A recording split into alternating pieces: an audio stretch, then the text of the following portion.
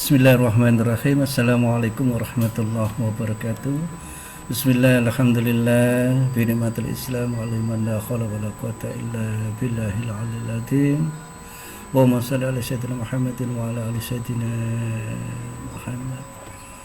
Alhamdulillah, bocah-bocah kita tasih saged pepanggihan wonten mriki senajan ora iso langsung ketemu secara tatap muka, nanging muga-muga sing sakmene iki mau ora ndadekno semangat sinau sampean kabeh dadi malah putus pedot, putus asa, males. Aja nganti sing sakmono iku nggih. Merga apa? Merga sing sakmene kabeh iki mang pun dadi titanipun Gusti Allah, sudah menjadi kehendak daripada Allah. Menungso mung kari nglakoni iki mawon. Nggih. Bocah-bocah dina niki Pak Gun mengke badhe ngaturno masalah pasangan aksara Jawa nggih. Nanging sadurunge ayo kabeh nyuwun marang Gusti Allah, muga-muga sinau iki sinau sing model kaya ngene iki mengko disarengi, dibarengi, disertai kelawan ridhonipun Allah, disarengi marang rahmatipun Allah, hidayanipun Allah, lan maunah pertolonganipun Allah. Monggo sareng-sareng tetunggal nggih. Ala hadiniyah ya Allah, muga-muga sinau iki ndadekno manfaat. Muga-muga muridku kabeh dadi murid ingkang barokah fid dunya wal akhirah. Al-Fatihah. A'udzu billahi minasyaitonir rajim. Bismillahirrahmanirrahim.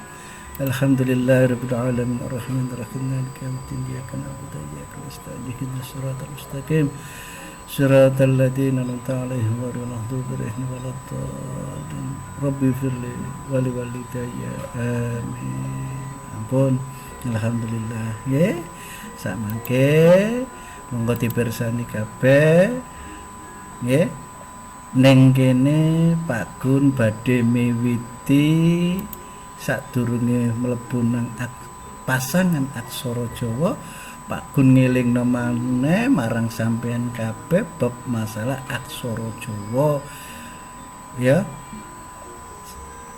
Merga apa? Merga ning kelas 4 nganti kelas 5 iku kabeh wis diajarno marang Pak Gun. Nggih, aksara Jawa sandangan ning kono ana wikian lan sak pitunggalane iku pun dibahas ning ana kelas 4 lan 5. Nah, Pak Gun mung ngelingno ning kene aksara Jawa iku cacahe jumlahe ana 20. Coba dipirsani mulai ho nganti ngo iki cacah jumlahe kabeh 20. Ana Caraka, Data Sawala, Pada Jayanya, Maga Bathanga iki lek diitung cacahe jumlahe 20. Nggih, cacahe jumlahe 20. Mong Pak Gun ning kene ora bahas masalah aksara Jawa lan sandangan. Pak Gun beh maturi masalah temriki pasangan aksara Jawa. Lah iki pasangane nek ho sing asale wujude kaya ngene bareng dadi pasangan wujude kaya ngene. Uga ngono no sing asale kaya ngene ya dadi sing kaya ngene. Malah ditulis nak sak ngisore baris tulisan iki mang nggih. Ning kono luwih jelase mengko Pak Gun badhe maringi pirsa cara nulis sing bener ya. Ayo dibersani kanthi seksama nggih. Bismillahirrahmanirrahim. Menika nggih. Menika nggih. Nah niki mengko Pak Kun sing nganggo pulpen abang iki pasangane. Nggih, niki pasangane ho.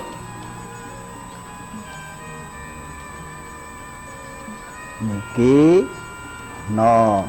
Tapi durung mengko pasangane nggih. Co. Ro.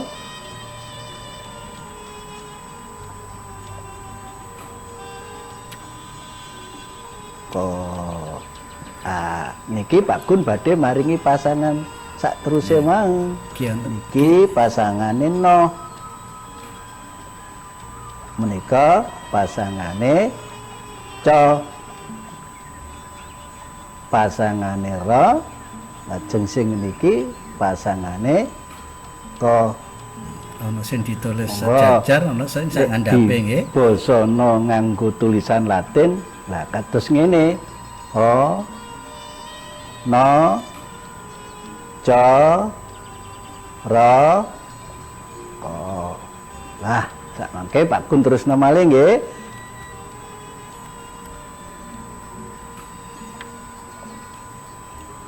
Do.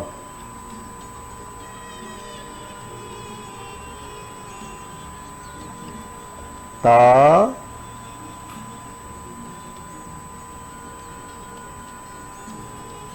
So.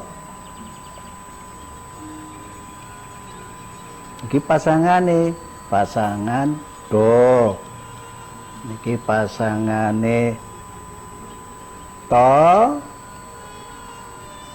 Niki pasangane do ten ngandhap nggih, to ten ngandhap so sejajar nggih, to sejajar niku. Wo.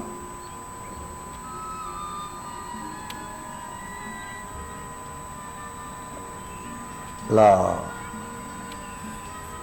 Iki pasangane wo. Niki pasangane lo. Do, to, so, wo, lo. Nggih. Lah sak teruse niki po. Nah niki pasangane po. Sejajar tulisane abang iku pasangane nggih, tak baleni malih nggih. Sejajar menika nggih, nggih sejajar, nek po sejajar. Niki do, tapi do sing nganggo DH.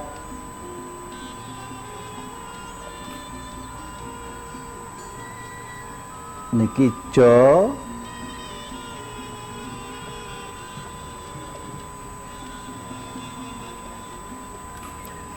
Ya.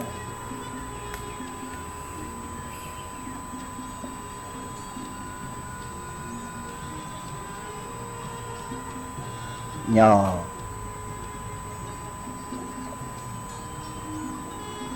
Niki pasangane do lho, bersane nggih. Pasangane do. Niki pasangane jo. Niki pasangane yo.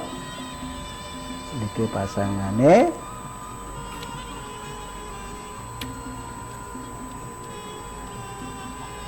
nyo. Nggih, nah niku sing pasangane nyo.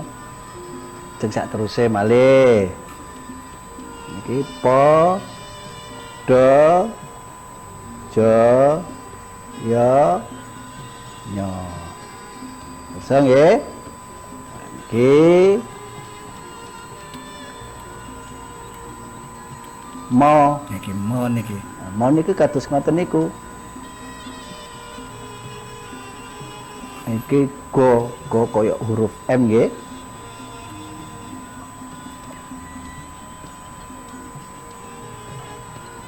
Niki bo.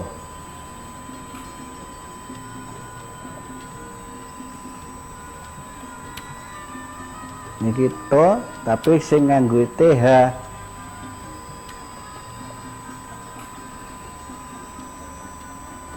Lah sing terakhir niku ngo. Lah niki pasangane mo,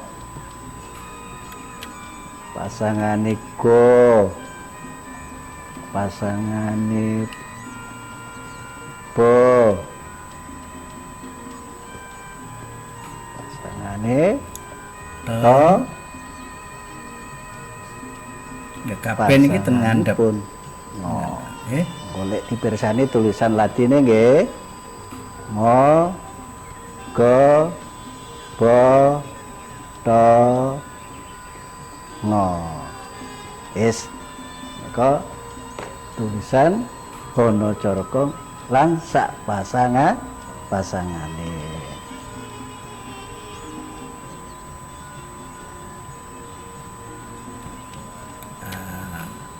Nika lek dipirsani wonten sing sejajar, wonten sing sak ngandhape. Nggih.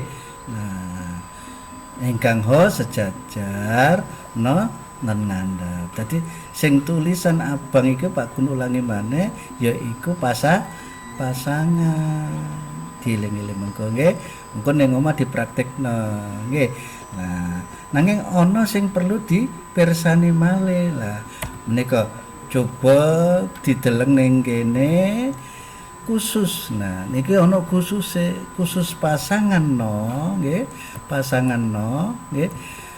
Nah yen ketemu aksara ja ya, yen ketemu aksara ja no nggih, no yen ketemu aksara ja nggih, utawa aksara ca, utawa aksara ca menika ana loro mengko sing kudu dipahami. Sing pertama orah owah. Owah niku napa tidak berubah. Contone nek ana niki orah owah niki nek dadi sak tembung satu kata. Jika ya pasangan no ketemu dengan aksara bertemu dengan huruf ja ya uca, maka mengko pasangan no iki ora berubah. Coba dideleng ning kene iki tulisan Pancasila niki poe. Niki poe. Nah, no niki mengko ora berubah. Coba. Berubah maksudnya Pak Gun nggih. No berubah. Nah, no berubah. Owah kan iki berubah. Owah berubah yen sak tembung. Nggih, owah niku berubah. Niki po noe dadi nyo. Lah iki pasangane co ya. Niki ya so niki lho Pancasila. Noe dadi kaya nyo berubah owah. Nah, mergo iki wis ketentuan yen ketemu aksara ja utawa aksara ca maka noe bakalan bakalan berubah. Contone ngene. Nah sing asale no dadi nyo. Nah niki contoh sing pertama. Nah sing nomor loro ora owah tidak berubah. Apa kapan lek ora berubah yen dadi sak tembung satu kata ora owah yen ora dadi sak tembung ora dadi lho niki mau yen dadi niki ora dadi sak tembung tidak jadi satu kata. Contohnya ning kene Pak Gun niki mangan cimol no ketemu co no ketemu co. Nah ning kene no ketemu co nanging boten setunggal tembung tidak satu kata, maka nanti penulisan huruf Jawanya huruf Ono Caraka ora berubah. Nah niki bukine. Nah niki mo nggih niki ngo. Lah niki noe mengko pancet. Pancet nggih. Nah niki pasangan co nggih iki diparingi wulu Mergo muni kudu muni wule ku cilik. Nggih, bendur cilik. Nah, diparingi taling tarung lek ora ana taring tarunge. Lah iki munine ma ya. Ya. Li mangan cima. Ya, lek diparingi taling terus ditarung dadine munine o. Ya. Nah, niki loe. Niki lo supaya mati dipangku. Dadi sing asale lo dadi l. Nggih, dilek diwaca mangan mo. Mengko dipelajari malih karo Pak Gun ya dina. Lah iki mengko karo bapak utawa karo ibu, karo mbak, karo mas Pak Gun paringi nggih, Pak Gun paringi tugas. Nanging sak durunge Pak Gun maringi tugas, Pak Gun ngaturaken sakmene sing iso Pak Gun aturaken muga-muga iso dadi manfaat nggih. Lah niki gladene iki mengko sampean tulis nganggo aksara Jawa, ora usah dikirim ten Pak Gun mergo mengko Rebo ngarep Pak Gun badhe maringi latihan wujud Google Form. Ngoten mawon nggih sing Pak Gun aturaken. Pak Gun akhiri ihdinas siratal mustaqim. Assalamualaikum warahmatullahi wabarakatuh.